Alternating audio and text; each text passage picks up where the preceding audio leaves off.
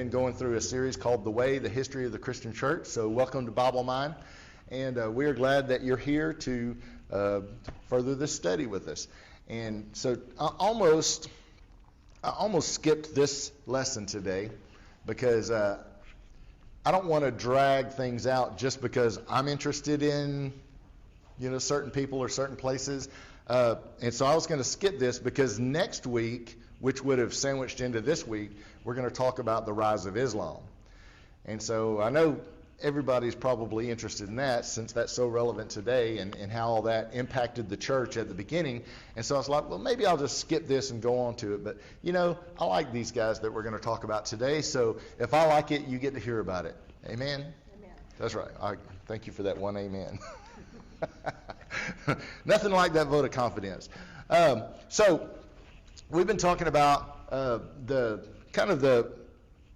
fifth and sixth centuries. While the East was thriving as the Byzantine Empire, the West was divided and really became kind of a patchwork of different decentralized regions. And the church kind of served as the central, some of the things that the state used to do, like schools and hospitals and things like that, the church kind of took over a lot of that because the government was really falling apart.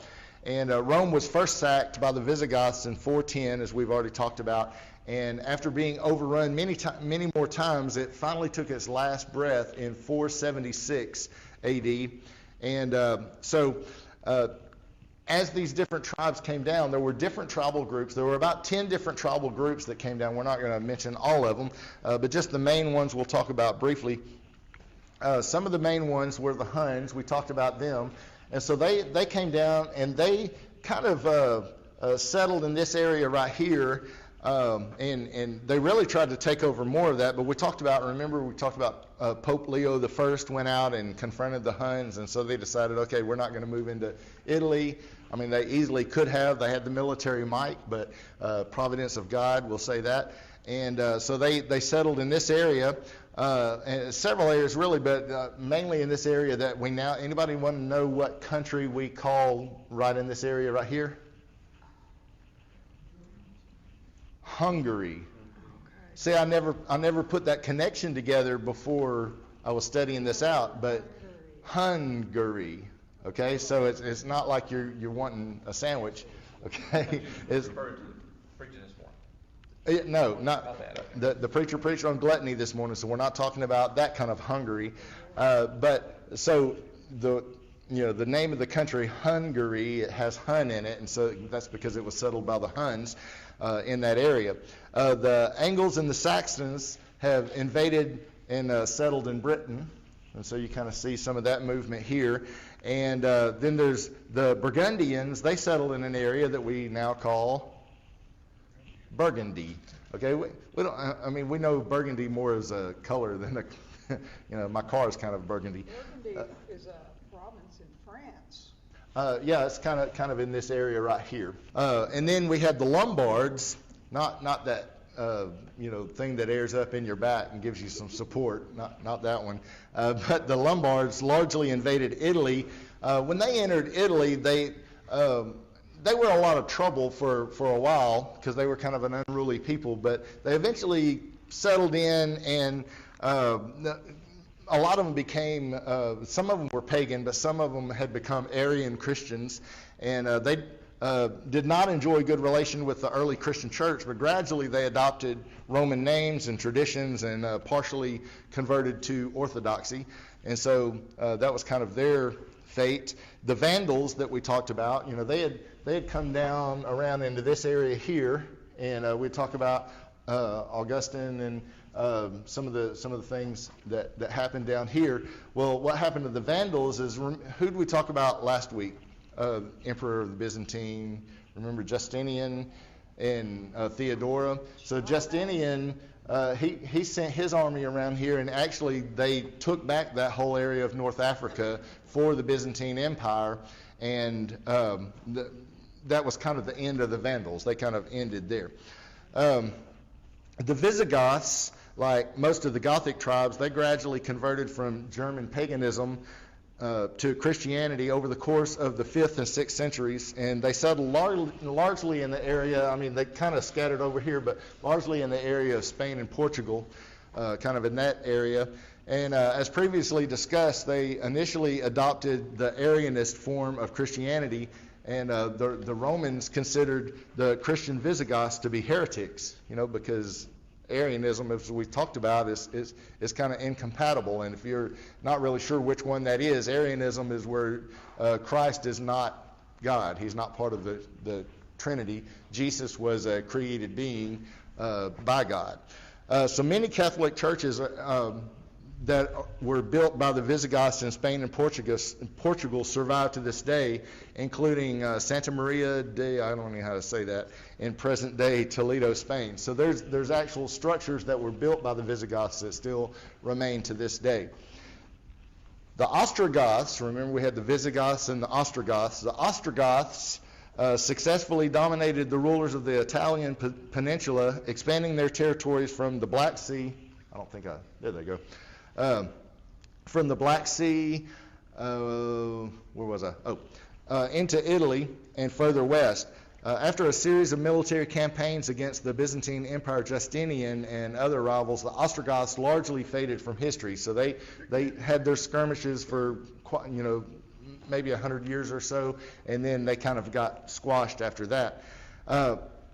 There were before they faded, there was an Ostrogoth king that I really wanted to introduce to you guys and let you know about him, because there's actually some structures that are in that area up here that were attributed to him. So I thought it might be nice to cover it. His name is Theodoric the Great.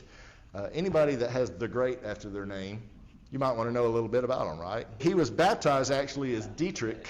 But at the age of 8, he was sent to Constantinople, the seat of the Roman Empire at the time, as a hostage to really kind of guarantee his father's compliance with the treaty between the Romans and the Goths. And so his name was kind of Romanized to Theodoric. So I don't know exactly how you get from Dietrich to Theodoric, but that's what he's known as, is Theodoric. He remained at the court for 10 years under the protection of the Emperor Leo I. He was also known as Leo the Butcher. Now, don't confuse this Leo with Pope Leo I that confronted Attila. This is a different, this is kind of a really harsh, obviously by his name Leo the Butcher, kind of a harsh emperor. Then after that, another emperor named Zeno. So he was in court under those two guys. He was later described as highly refined in both his private and his public life. He was made the master of soldiers under Zeno in 483, and a year later was elected consul and given the name Flavius Theodoricus. Emperor Zeno sent him out against some Gothic rivals, and Theodoric soundly defeated them and made an impression on the emperor that he was a great warrior. And so with a great victory under his belt, he decided, you know what, I think I'm going to come back and bite the hand that feeds me. And so he started taking over some of Zeno's holdings, and attacking some of the cities, because really what he wanted is he wanted land for his people, and he wanted to be recognized as their king. That was just what he wanted. And so he was coming against, and so he was taking over some different cities, but he wasn't able, Constantinople at the time was a triple-walled city, so Zeno wasn't really afraid of Theodoric being able to get in, but it was a lot of trouble. It was kind of like, when mosquitoes, you're bigger than a mosquito, but if he's buzzing around your head, you're greatly annoyed, right? And so he said, I've got to do something about him. And so in 476, do you remember when we were talking about, remember Odoacer? He's the Ostrogoth that came in and deposed the last Roman emperor and said, okay, run along, boy, I'm going to take over now, And so this was the last, Romulus, the last Roman emperor, and sent him on his way. So Odoacer has been the king, or they didn't really call it emperor, but he was ruler out of Rome for quite some time at Zeno's permission. So Zeno was like, you just stay over there and do your thing, and I'll leave you alone, you leave me alone. And so that's kind of the way that was. But there was enough trouble going on that he thought, okay, I'm gonna settle this in a way that might be beneficial to me. And so he sent Theodoric. He said in 476, he sent Theodoric and brought him in and said, I tell you what, if you'll go fight Odoacer and defeat him, you can have Italy.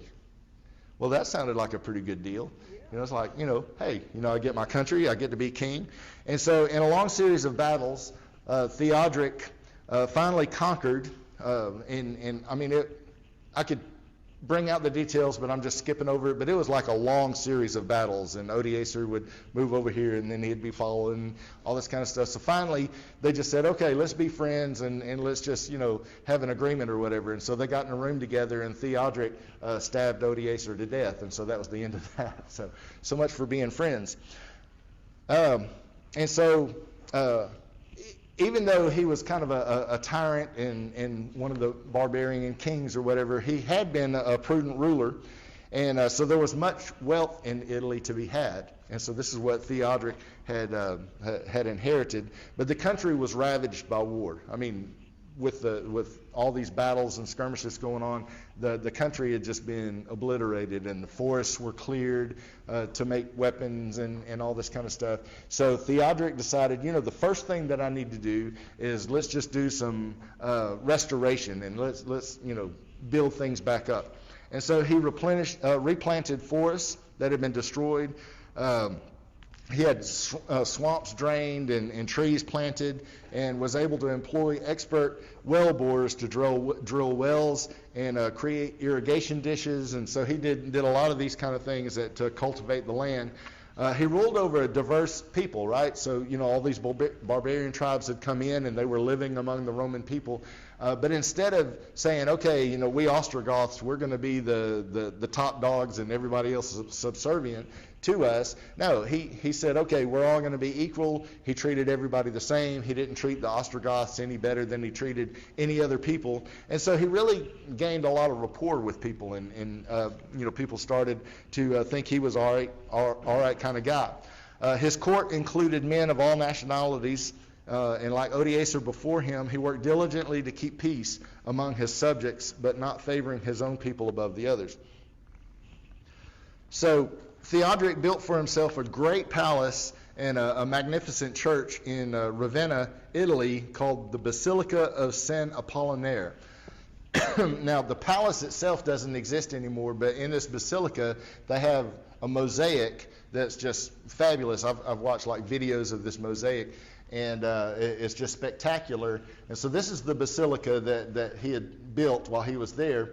And you just walk through, and it's just really a grand place that he had built, for the church or for. Now, keep in mind he's kind of Arian in his philosophy, but the mosaic depicted the palace that he had built, and this is the palace that he had built in some of his courts. Now, originally, this area right here, it had a picture of Theodoric on a horse.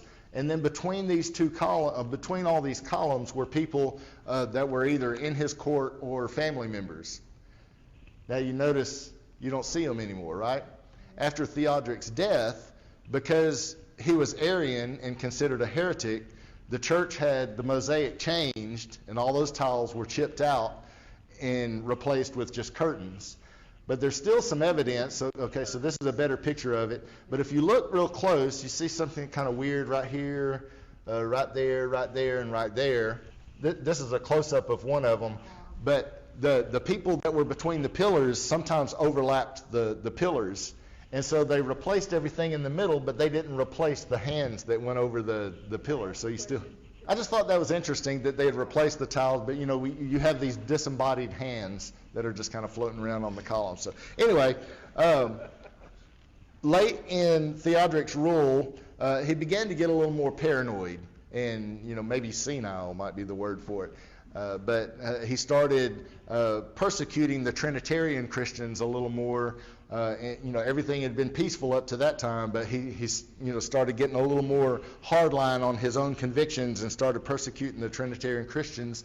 And the purge of Trinitarian Catholics would have no doubt accelerated, but Theodoric's health began to fail, and he died in 526 after 30 years as king. And so he had made quite a name for himself. So we're going to move and talk about somebody else for a second, or another area. Now we're going to talk about the Franks. All right, the Franks were a German tribe, and with the unrest in Rome, which pulled forces out of that area, the outlying areas, the Franks moved into Gaul. Okay, and so this is Gaul, and so they kind of moved into this area here at first, and so they settled in the north part of Gaul, and they had been largely unreached by Christianity or the Christian church or Christian influence as a whole up to this point.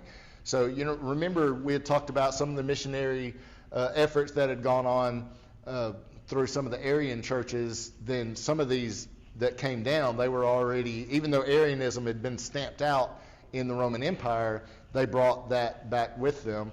But the Franks were mostly unchurched. In 481, a man named Clovis came to be a chieftain over one of these Frankish tribes.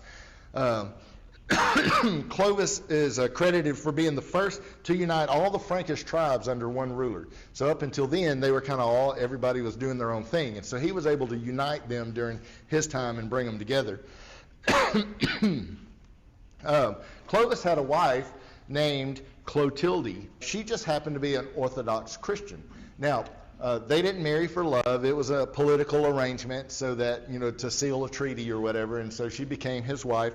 But he did care for her. He grew to love her quite a lot, but she was an Orthodox Christian, and she would, oh, you need to be baptized as a Christian. And he's like, nah, I don't have time for that. I got war, and he's thumping his sword on the stump or whatever, axe or whatever it is. And he was just a warring king, and that's what he wanted to do. He wanted to go out and conquer, and he wanted to, split people's heads open, because I'm a big man. And so, so that's what he was about. But he didn't really mind Clotilde doing her thing. He didn't come against it. He wasn't against it. It's just like, that's not for me. And so in 496, Clovis was engaged in a battle. And during this battle, which he usually won his battles pretty handily, but this is the battle of, I'm forgetting the name here, Tobiac. So this battle, he seemed to be losing this battle. And so he thought, what do I have to lose? He said, if the Christian God of my life helps me win this war, then I'll convert to Christianity. And so through some miraculous hand of fate, as it were, something happened and they wound up winning the battle. And so I'm not here to get into the theology of that or anything. I'm not saying that that's how God works, but That's what he said. That's what he said, and that's what happened. And he went through with his commitment. So on Christmas of 496, as promised, he was baptized into the Christian faith as a Trinitarian Christian. So Clovis continues his warring and conquering until eventually he conquered this whole area right here, which, as you notice, this is a lot of France right here. But this time with an added twist. When he would conquer an area, he would give them the choice of converting to Christianity or being killed.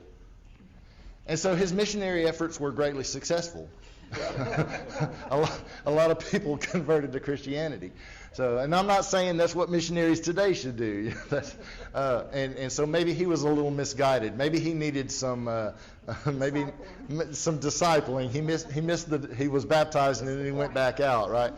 Missed the point a little bit. But that was Clovis and what was going on here. By the end of his time in 511, he had conquered most of Gaul and brought them under his rule. And Clovis is considered the beginning of and if you've ever heard of this, the Merovingian dynasty. And so that's going to be important for later. So if you just kind of put that on pause, we're not going to talk about that today. But it sets a chain of events into action that has significance later. So now let's talk about the Brits. Gregory was born in 540 during this time of unrest in Rome when everything's falling apart and just really crazy. His parents were of some importance in Rome, not really sure what they were, but they were elevated in some way.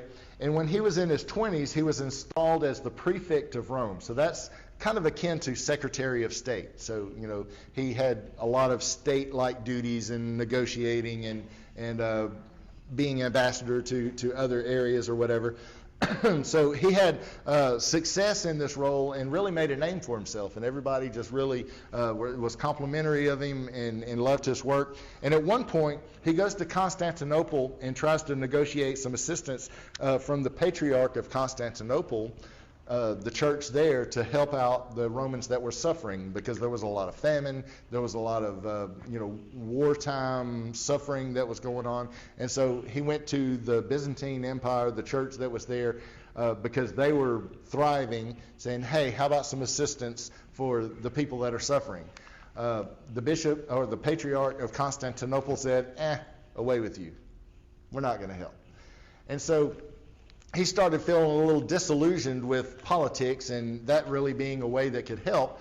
And so he decided in 575, at the age of 35, that he would become a monk. And so he sold everything. He gave away all of his wealth that he had or whatever, and he went into, we'll say, the ministry and started practicing or being a monk. And he focused his effort on helping those in Rome who had been ravaged with war and famine and harsh circumstances of the day.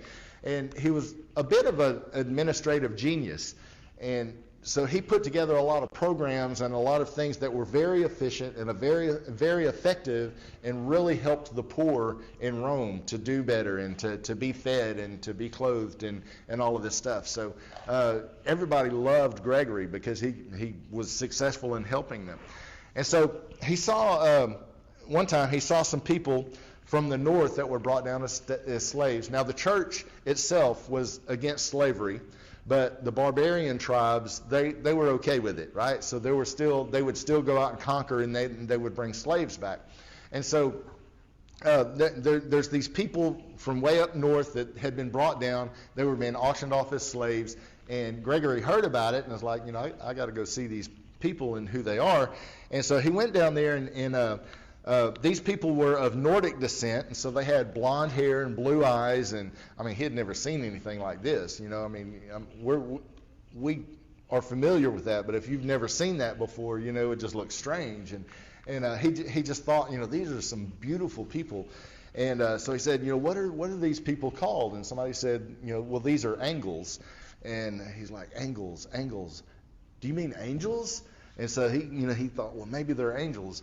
And so no, they're angles. And so he said, well, are these people Christians? And they said, no, they're not Christian. They're Druids. And so they're really, given to this dark. And that just saddened him, that these people who looked like to him were just these beautiful people were, trapped in such darkness. And he began to have a heart for them. And so he said, do these people have a king? Well, at the time, the king of the Angles' name was Ale. A-L-L-E. And so he started rolling that around in his head, Ale, Alleluia. And so he took that as a sign, I'm supposed to go to these people and be a missionary to these people. And his heart was really for them, and he wanted to go and minister to them. And so he goes to the bishop of Rome and says, hey, I want to go to these people, these Angles, and I feel like, God is calling me to go to them. And the bishop of Rome said, no, we need you around here. You're not going anywhere. And he was so sad, heartbroken by that. But, he accepted the word and just kept doing what he was doing. And every once in a while he would go back and say, I can't get away from it. I really feel like I need to go. So finally the bishop relented, and he said, okay, go, you've wore me down, go to these people and be their missionary. So he gets his entourage together and he heads on out of town, and I don't know how long out of town he had been, but when the people heard about it, they were just in an uproar. What have you done sending Gregory away? We need him. And so they kind of rioted over Gregory being gone. I don't know if I was ever gone, if anybody would riot over me coming back. But they did him, and so the bishop said, okay, send a rider and go get Gregory and bring him back. And so they did, and they brought him back, and he was so sad because he really wanted to go see these people, but it just wasn't to be. So in the year 590, Gregory was elevated to Bishop of Rome. He wasn't really excited about that. He didn't really want to be the Pope, as we call it now.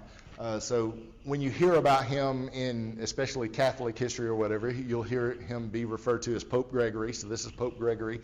And, it's not a position that he really aspired to, but the powers that be, the people that elected the popes or whatever, just like you're the only choice, we're giving it to you whether you want it or not. And so he said, okay, I might as well embrace it. And he was such a good guy to whatever position he was ever thrust into, he put his heart into it and said, I've got to use this for good. And he did a lot of good while he was in that position.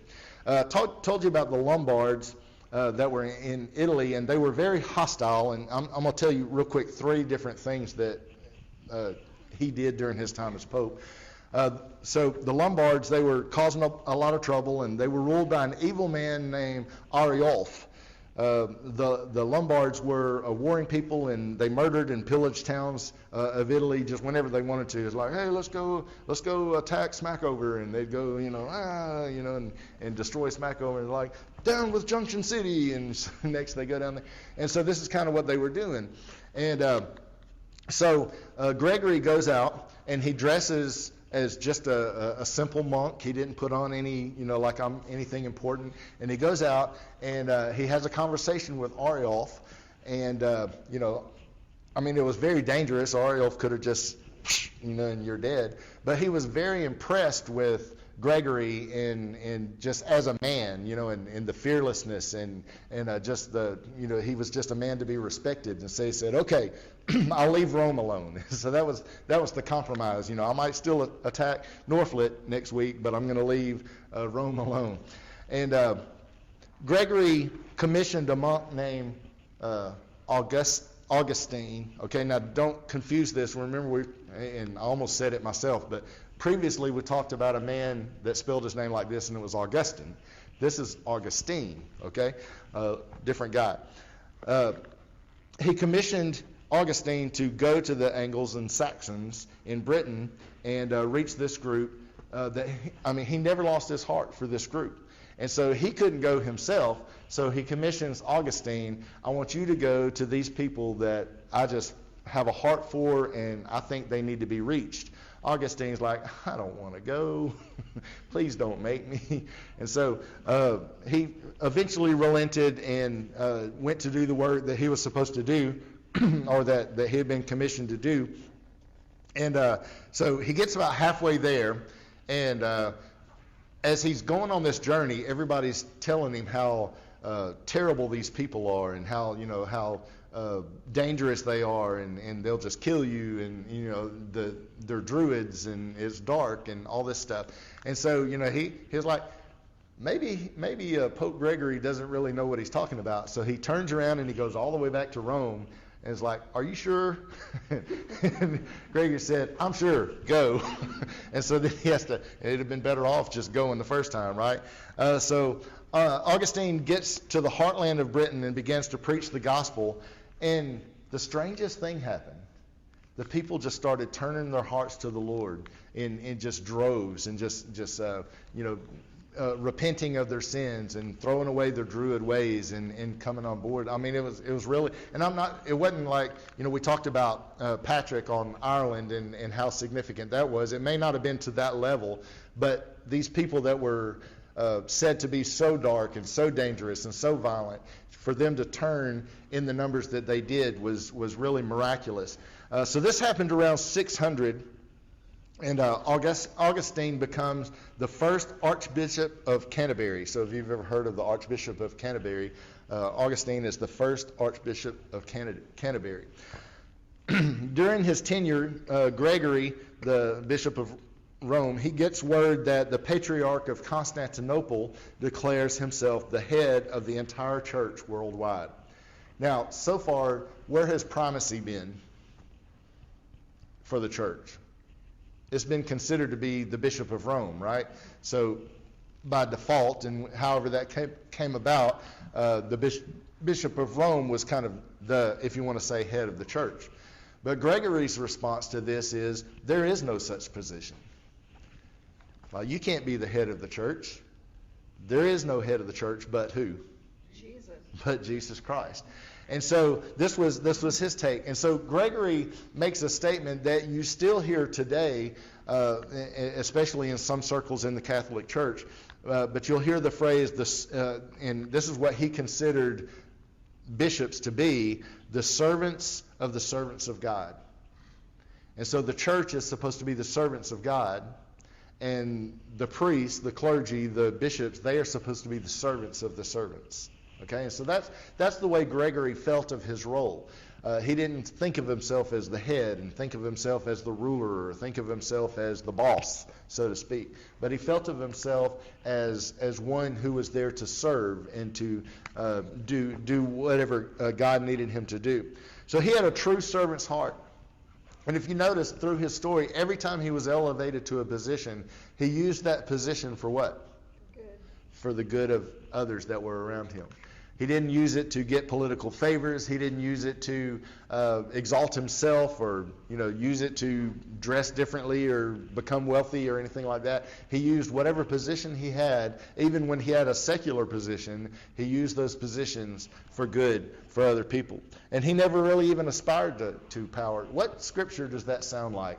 That he never ascribed to power, but it seemed to come his way anyway. What's that? Last will be first. Okay, that might be a good one. First shall be last shall be first. Increase, I must decrease. Okay, that's good. I'm thinking more when you're faithful over a few things, I'll make you ruler over many. And so, as Gregory was faithful over the things that he was giving, God kept giving him other positions and other ways to help because he was always faithful and he always had that help, that helping spirit, that servant's heart.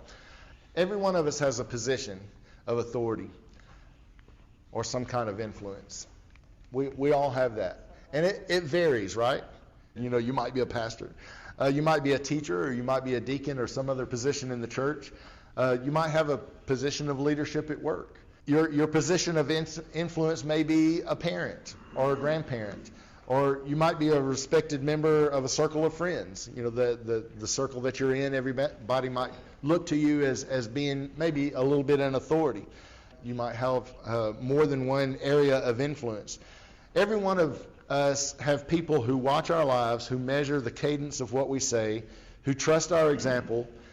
In these positions, we have two paths that we can take. We can either use that authority for our good, or we can use that authority or influence to help those that are around us. So that's the two choices that we're faced with.